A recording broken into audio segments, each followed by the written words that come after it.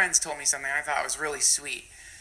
This group of people I like to hang out with now, one of the things he said is, and it's interesting because it matches what you were saying up front. He said, no one here is going to be homeless in this group of our friends. No one's going to be homeless.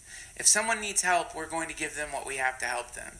And if we need help, they're going to give us what they have to help us. And that's when the moment you start playing around with that kind of game with other people, then you instantaneously begin to subvert all the other shit that you're talking about. Because the idea is like everything's evolving. Fascism is evolving, but so is revolution.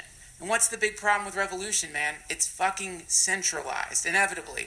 You get a Fidel Castro, you get a fucking Martin Luther King, you get a whoever the fuck, some leader, some charismatic fucking leader who gets shot and taken down, and then his deputies get taken down, and then the whole thing gets destroyed. So we decentralize. That's or even worse, it's successful, and now you've got. It's not pragmatic. So what is pragmatic? That's the question.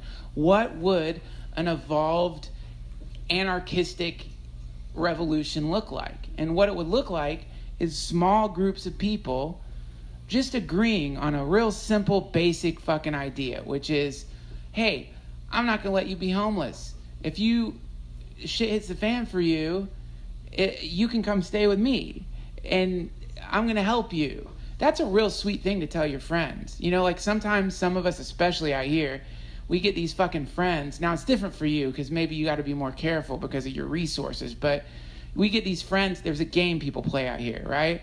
And the game is the friend who isn't doing that good. You know that game? That game, the friend's not doing that good, right? And so you sit back and you're like, oh, they'll figure it out. It'll be okay. But they're really not doing good. They got fucking medical bills. They can't pay their rent. Things are going south for them. But we play this game where it's like, oh, they'll work it out. They'll work it out. You see them.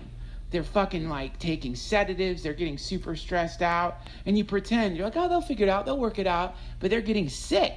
Now, there's a cool fucking thing you can say to your friends, which for some reason people don't say it much these days, which is, hey, if you need anything, you can have it from me. I'm going to give it to you. And the moment you start doing that, you subvert the whole fucking system, man. The whole system starts collapsing, not in like throwing Molotov cocktails, but in saying, hey, to the best of my ability, you can have my shit. Because I have too much of it. I've got too much stuff. Most people do. We have too much stuff. We're always like, oh, we got to redistribute the wealth? Well, if you want to fucking redistribute the wealth, start with your wealth. Do you need help? Here's some money. Let me help you. Come live with me. Shit, man. You could fill this fucking place up with people. You know? And that's exciting. That's exciting.